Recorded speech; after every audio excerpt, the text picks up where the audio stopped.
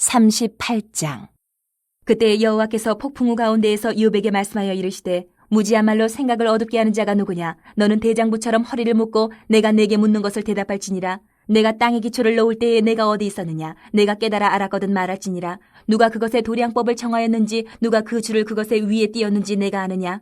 그것의 주추는 무엇이에 세웠으며 그 모퉁이 돌은 누가 놓았느냐? 그때의 새벽별들이 기뻐 노래하며 하나님의 아들들이 다 기뻐 소리를 질렀느니라.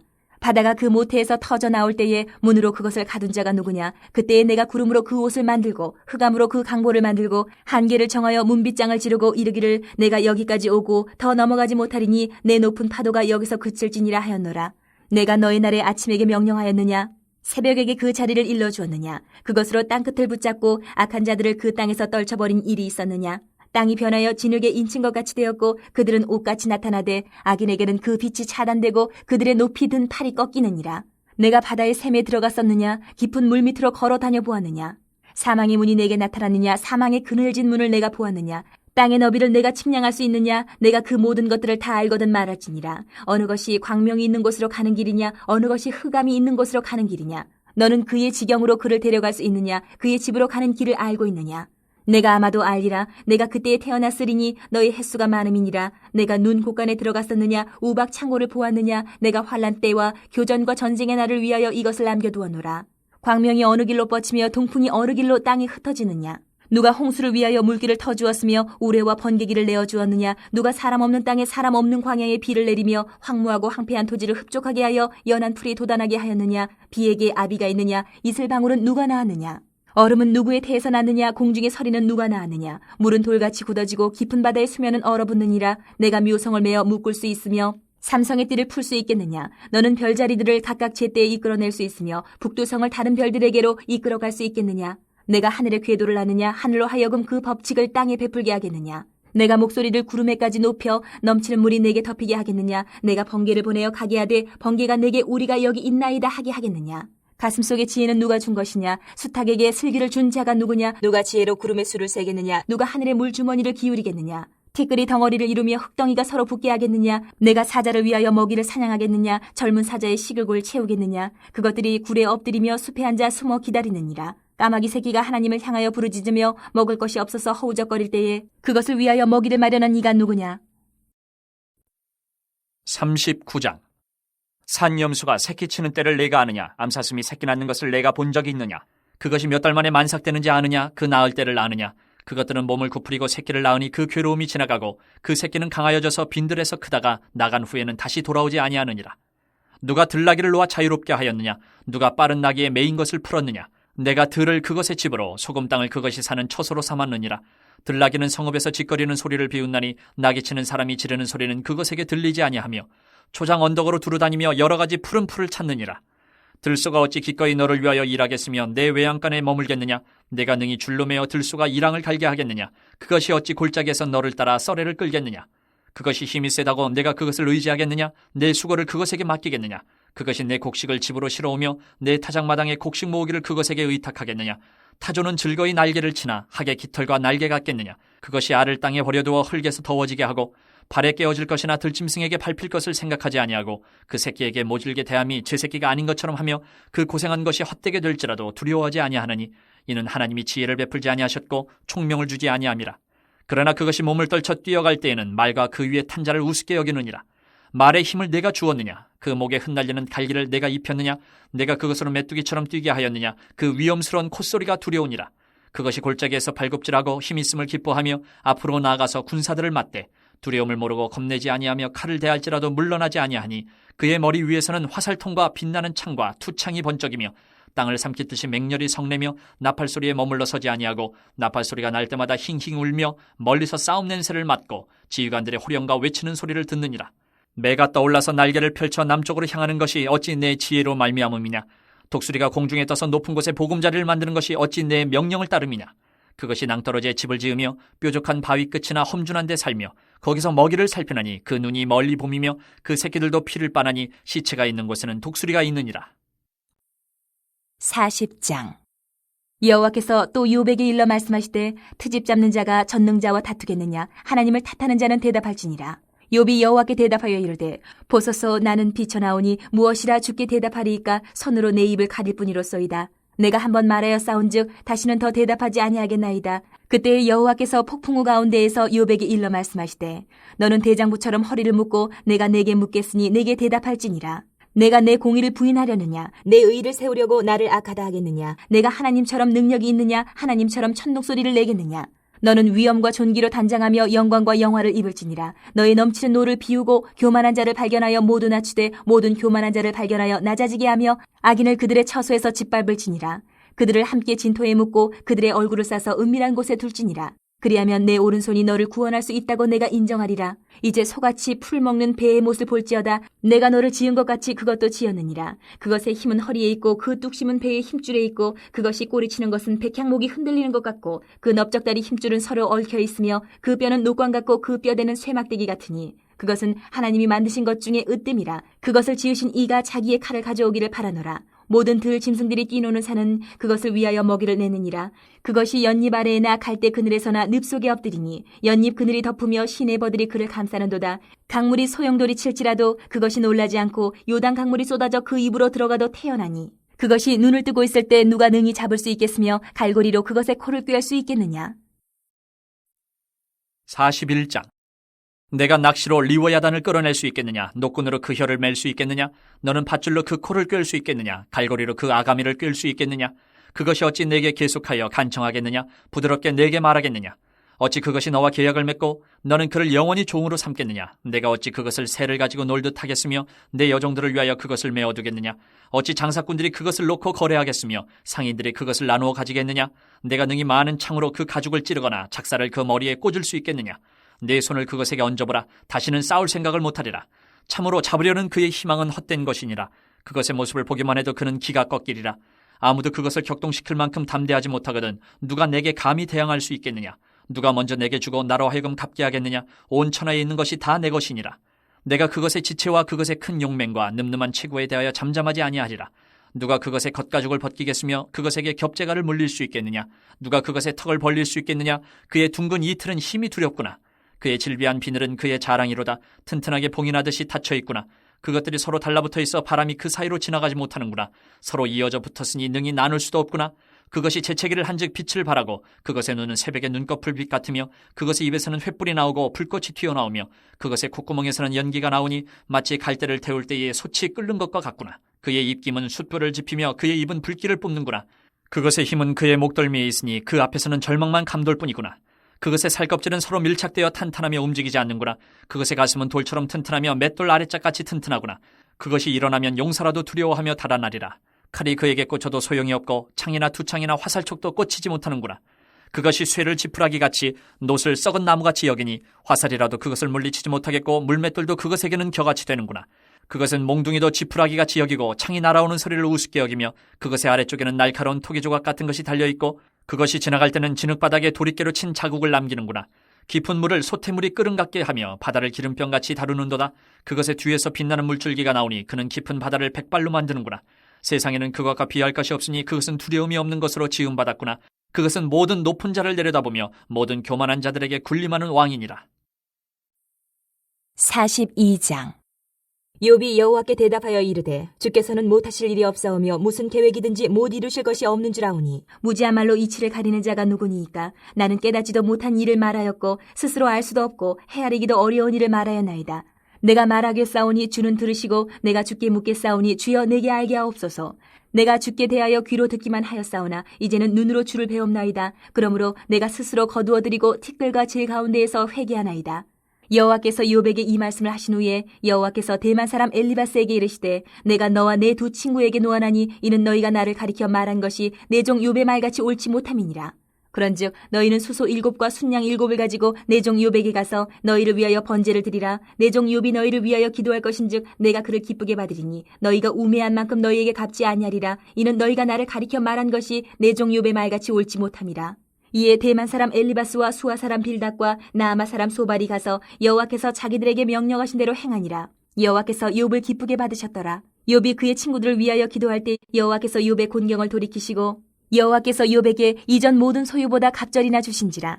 이에 그의 모든 형제와 자매와 이전에 알던 이들이 다 와서 그의 집에서 그와 함께 음식을 먹고 여호와께서 그에게 내리신 모든 재앙에 관하여 그를 위하여 슬퍼하며 위로하고 각각 캐시다 하나씩과 금고리 하나씩을 주었더라. 여호와께서 욥의 말년에 욥에게 처음보다 더 복을 주시니 그가 양 14,000과 낙타 6,000과 소 1,000결이와 암나귀 1,000을 두었고 또 아들 7과 딸 3을 두었으며 그가 첫째 딸을 여미마라 이름하였고 둘째 딸을 그시아라 이름하였고 셋째 딸을 게렌하폭이라 이름하였으니 모든 땅에서 욥의 딸들처럼 아리따운 여자가 없었더라. 그들의 아버지가 그들에게 그들의 오라비들처럼 기업을 주었더라. 그 후에 욥이 140년을 살며 아들과 손자 4대를 보았고 욥이 늙어 나이가 차서 죽었더라. 오늘 본문을 이해하기 위해서는 지금까지 우리가 살펴봤던 욥기 전체의 말씀의 흐름을 간략하게 떠올려 보는 것이 좋을 것 같습니다. 일단 욥기의 이야기는 산문으로 시작해서 산문으로 마무리됩니다. 산문은 어떤 사건에 대한 구체적인 정보를 제공해주는 이야기 형태로 쓰여진 글을 말합니다. 욥기 1장에서 2장은 욥이 큰 고통을 당하게 된 과정을 상세하게 설명해 줍니다. 그리고 욥기의 마지막 부분인 42장 7절에서 17절의 말씀도 산문으로 되어져 있는데요. 욥이 예전보다 더 큰 복을 받은 것에 대한 상세한 설명을 해주는 이야기를 담고 있다는 말입니다. 그런데 전체 이야기의 시작과 끝이 모두 산문으로 끝나는 반면에 그 사이에 있었던 과정은 모두 시로 표현되어 있습니다. 본격적으로 시작된 고통의 시간 속에서 고통을 받는 당사자였던 욥과 그것을 지켜보는 그의 친구들, 지혜로운 젊은이 엘리후, 그리고 마지막에 하나님 이렇게 등장하는데 이들 모두가 나온 대화들이 모두 시로 기록되어 있다는 것입니다. 우리는 어떤 사람이 하는 이야기를 듣고 시적이다 라는 말을 할 때가 있습니다. 보통 우리가 그 말을 하는 이유는 둘 중 하나죠.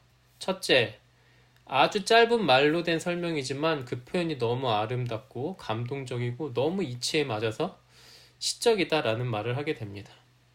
둘째로, 너무 짧은 말로 된 설명이라 이해할 수가 없다는 뜻에서 시적이다 라는 말을 하게 되는 경우도 있습니다. 욥기의 본문을 읽으셨을 때 아마도 이 두 가지의 상반된 반응을 모두 보이셨을 거라 생각됩니다. 어떤 구절을 볼 때는 아주 이치에 맞고 우리의 머리와 가슴에 확 박히는 말이라고 생각하셨을 수도 있고요. 또 어떤 구절은 도대체 무슨 말인지 모르겠다라고 생각되셨을 수도 있을 것입니다. 시라고 하는 것이 원래 그런 겁니다. 뭔가 감동적인 부분이 있다는 것은 느껴지는데 그것을 자세히 설명하기는 어려운 일들을 담아내기 위해서 사용되는 글이 시이기 때문이죠. 우리 인생에 고통이라는 것이 다가오면 그것은 단순히 다가오는 것을 넘어서, 그러니까 우리에게 가까이 오는 것을 넘어서 우리의 일상과 영혼을 송두리째 흔들어 버립니다. 그리고 때로 우리는 그것에 대하여 냉정하게 이해하고 자세하게 설명해 보려고도 하지만 그것을 완전하게 해내지도 못하죠. 이미 욥기의 시작에서 밝혀진 바이고 마무리에서 다시 한번 확인된 대로 욥은 정말로 하나님 앞에서 의인이었습니다. 하지만 그의 세 친구들 엘리바스, 빌닷, 소발은 그가 뭔가 죄를 지은 게 있으니까 그것에 대한 심판으로 하나님께서 그에게 고통을 내리신 것이라고 정죄하고 회개할 것을 압박했죠. 이러한 상황만 놓고 봤을 때 욥에게는 전혀 욥에게는 전혀 잘못한 것이 없어 보이고 그의 친구들에게만 잘못이 있는 것처럼 보일 수 있습니다.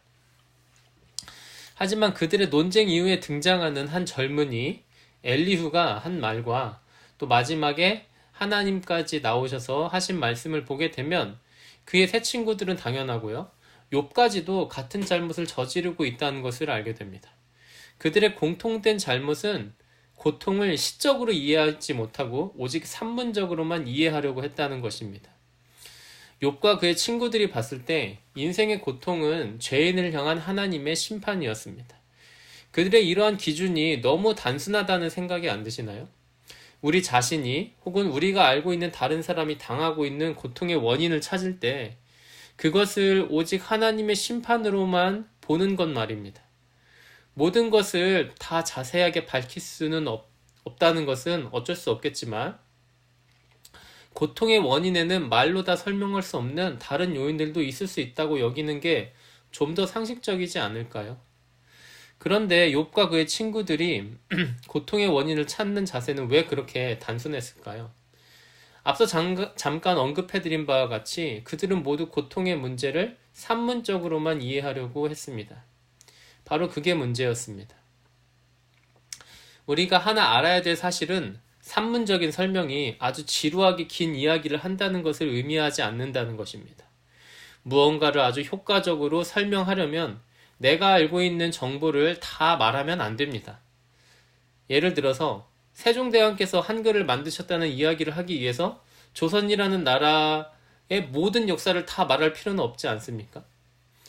그래서 산문적인 설명에 있어서 가장 중요한 것은 뺄 거는 빼는 간략함입니다.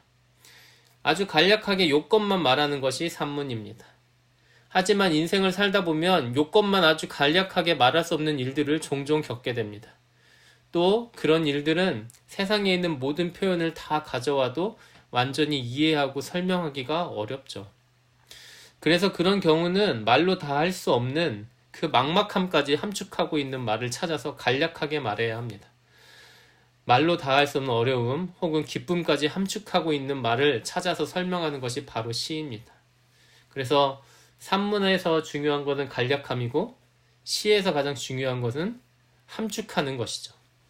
누군가 그저 한번 내뱉은 한숨이지만 때로는 그것을 통해서 우리는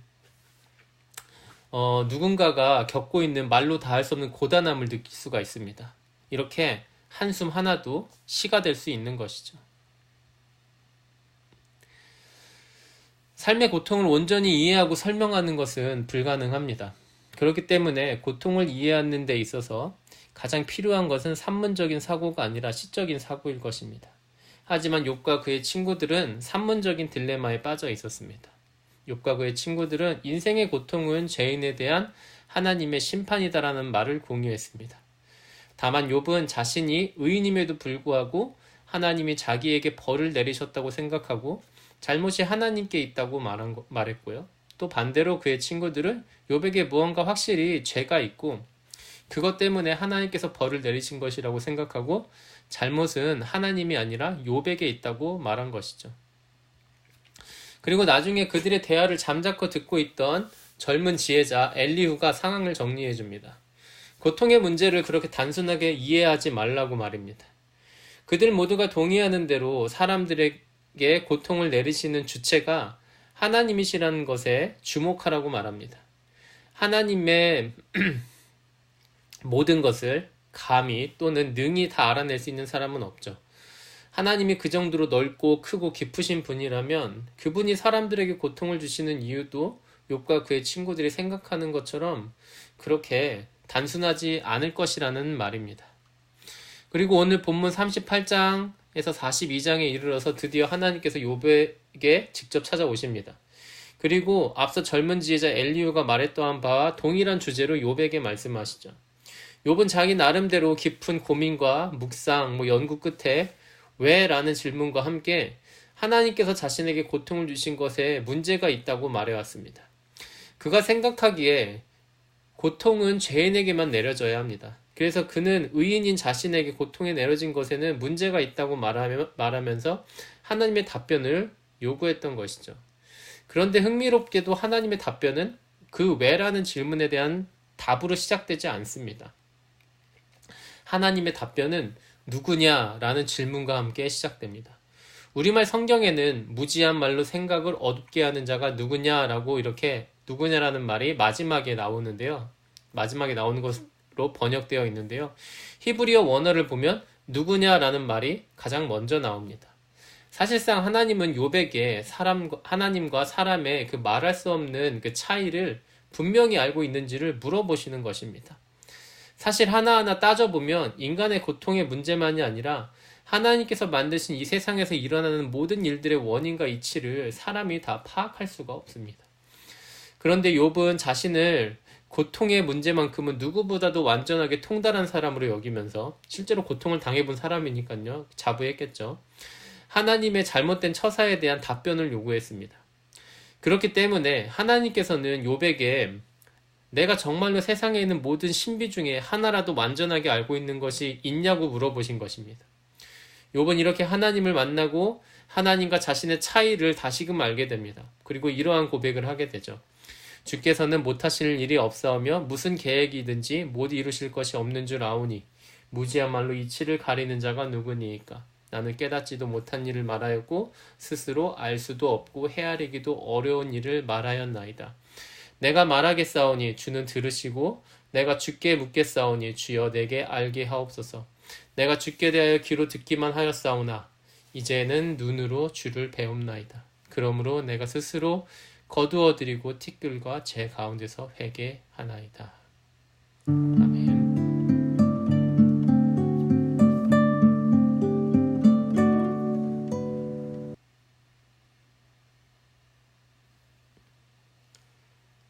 한국식 표현 중에 여백의미라는 말이 있습니다.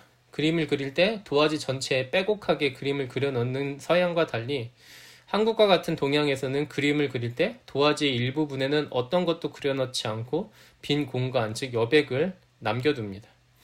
아마 제가 고등학생 때 이것을 학교에서 배웠던 것 같아요.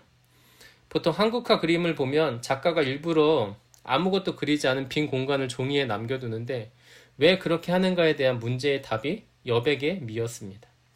그런데 여백의 미를 왜 중요하게 여기는가에 대해서는 배우지 못했습니다.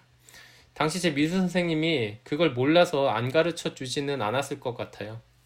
아마 알려줘도 고등학생들이 그것을 이해하지 못할 것이라고 생각하셨겠죠. 제가 공부한 신학이라는 학문 분야가 철학적 용어를 많이 빌려 쓰고 있습니다. 그렇기 때문에 신학을 공부하게 되면 저절로 철학도 공부를 하게 되는데요. 그러다가 알게 된 것 중 하나가 동서양의 철학적 사고방식의 차이입니다. 서양 철학의 경우에는요, 세상의 모든 것을 세세하게 이해하려는 노력이 많이 있었습니다. 세상에 대한 좀 더 정확하고 구체적인 이해를 추구하는 것이죠. 그러한 자세 때문에 현대 과학의 발전을 서양이 주도한 것입니다. 사실상 아주 옛날에 과학을 주도했던 거는 중국이었던 것 같아요. 왜냐하면은 종이를 만든 곳도 중국이고요. 종이를 처음으로 정말 종이 같은 종이요. 그 파피루스 같은 그 이집트에 있는 그 완전 나무 부스레기 같은 그런 종이 말고 진짜 종이. 그리고 화약을 먼저 만든 것도 중국이었죠. 하지만 나중에 그 과학 발전의 속도를 역전을 해버리죠.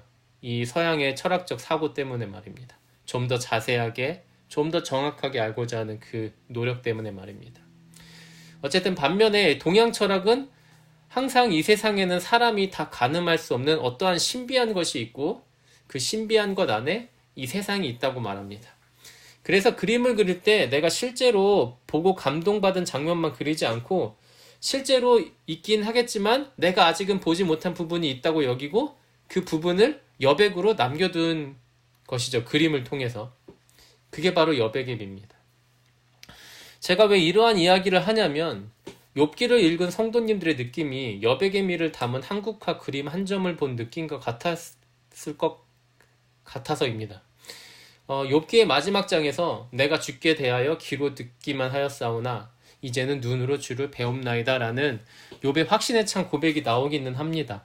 하지만 욥기 전체를 아무리 읽어봐도 그래서 하나님은 왜 욥에게 고통을 주셨는가에 대한 답변이 시원하게 나와 있는 구절을 찾기가 어렵습니다. 여백이 있다는 거죠.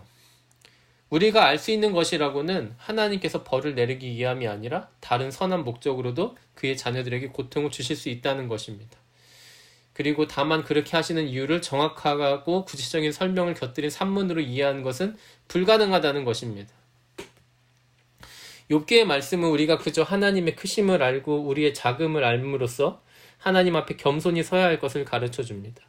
그리고 어떤 고통 중에라도 하나님께서 우리를 반드시 지키실 것이고 버리지 않으신다는 것을 믿으며 소망을 잃지 말 것을 말씀합니다. 고통을 포함해서 세상에서 일어나는 모든 일들이 우리에게는 감히 이해할 수 없는 신비에 속하기 때문에 우리는 그 앞에서 어떻게 해야 할지 모르고 쩔쩔매는 우리 자신을 발견하게 될 수도 있습니다. 하지만 동시에 우리는 그 모든 신비한 일을 주관하시는 하나님이 우리를 지키시고 보호하고 계신다는 사실도 잊지 말아야 합니다. 세상의 여러 가지 일 앞에서 우리는 아무것도 아니지만 세상을 주관하시는 하나님 앞에서 우리는 특별한 하나님의 백성이고 자녀이기 때문입니다. 함께 기도하겠습니다. 거룩하고 자비하신 하나님 아버지, 우리가 세상을 살다 보면 여러 가지 어려운 일을 겪고 그것을 도대체 어떻게 이해하고 받아들여야 하는지 고민하고 심지어는 절망에 빠질 때가 많습니다. 우리는 이 큰 세상 앞에서 아주 작은 점 하나의 불과함을 느낄 때가 있습니다. 하지만 하나님, 그 큰 세상을 만드시고 주관하시는 하나님께서 우리를 하나님의 백성으로 또 자녀로 삼아주심을 감사드립니다. 세상은 우리를 작게 만들지만 하나님은 우리를 특별하고 크게 여기신다는 것을 잊지 않기를 원합니다. 어떤 어려움 속에서도 하나님 안에 있다는 소망을 잃지 않는 우리가 될 수 있도록 인도하여 주옵소서. 예수님의 이름으로 기도합니다. 아멘.